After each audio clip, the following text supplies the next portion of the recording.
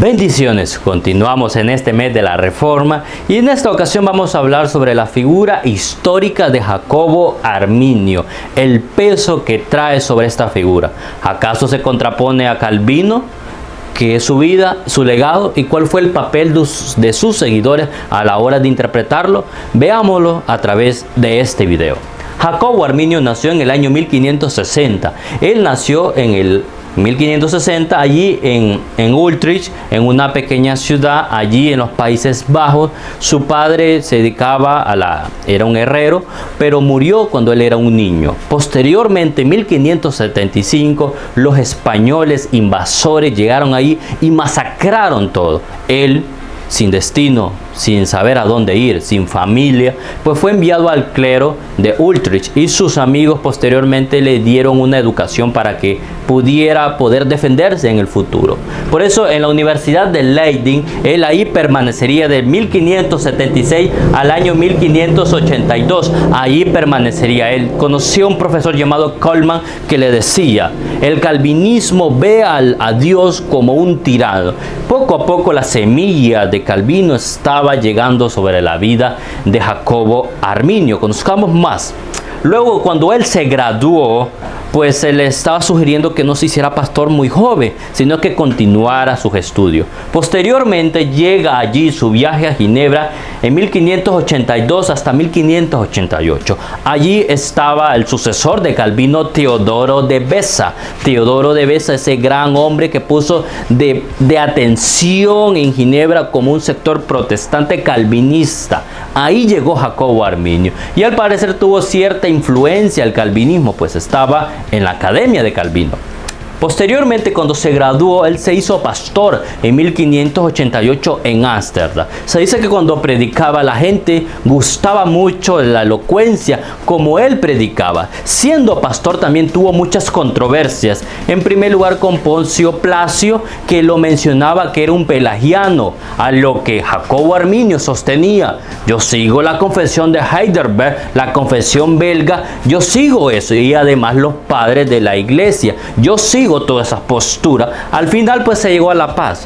Pero en 1603 él fue profesor de teología en Leiden. Siendo profesor también tuvo controversias con Francisco Gamorro. Francisco Gamorro sostenía que él pues, con respecto a la postura de Holanda sobre la independencia sobre ciertos lugares, que se mantuviera allí la guerra o la paz. A lo que Jacobo Arminio sostenía que era un hombre de paz y de tranquilidad. En 1609 pues se trataron de hacer una conferencia amistosa sobre estas dos personas, pero nunca pasó porque Jacobo Arminio murió. ¿Pero qué pasó? ¿Cuál fue el legado? Hasta aquí estamos bien. Pero ¿cuál sería el papel de sus seguidores? Veamos el papel de los seguidores. En 1610, remonstrantes, que así se llamaban, empezaron a interpretar todos los escritos de Jacobo Arminio. Jacobo Arminio en muchos documentos no los sacó a la luz y por lo tal pues se empezaron a intervenir estos arminianos, que se llamaban remonstrantes en ese momento. En 1618 a 1619 se vino el sínodo de Dort. Allí pues estuvieron las dos figuras, los calvinistas y los arminianos. Pero al parecer en ese sínodo estaba muy influenciado por el sector calvinista y los declararon herejes, que estaban equivocados, y por lo tal se tenía que perseguir esa herejía. Estando allí, es importante mencionar cuáles fueron los puntos importantes con respecto a Arminio con Calvino. Decía que estos puntos son importantes y se contraponen a la postura calvinista: la depravación parcial. Para el sector calvinista es depravación total, para aquí es depravación parcial. Luego la expiación ilimitada, para los calvinistas es expiación limitada, un sector, un grupo. Luego la elección condicional, para los calvinistas elección incondicional. Luego la perseverancia de los santos, que también es similar, solo que hay algunas diferencias. Entonces veamos también la gracia resistible. Para el sector calvinista, gracia irresistible. Todos estos puntos se contraponen al calvinismo. Pero, ¿quién tomó su semilla para hasta el día de hoy? En primer lugar, este legado llegó a los hermanos Wesley con el metodismo, que lo abrazó. Y ahí se empezó ese término arminianismo wesleyano.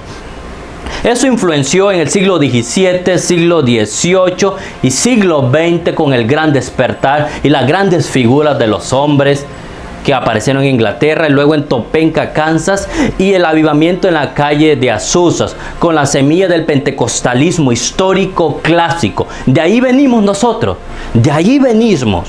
Eso debemos entenderlo, el libre albedrío. Es nuestra postura, es nuestra creencia, las diferentes sectores de las cortes de las iglesias pentecostales históricas, clásicas, las iglesias de Dios, asambleas de Dios y todas las iglesias pentecostales históricas de raíz. De ahí venimos. Esa es nuestra postura, esa es nuestra creencia, no la predestinación, sino el libre albedrío. Y esa es la vida de este hombre que jamás imaginó el peso que traería su nombre. Era un hombre que solo buscaba la moderación y la paz. Y creo que debemos aprender un poco sobre la figura de este hombre. Moderación y paz. El poder comunicarse. Esto nos enseña Jacobo Arminio.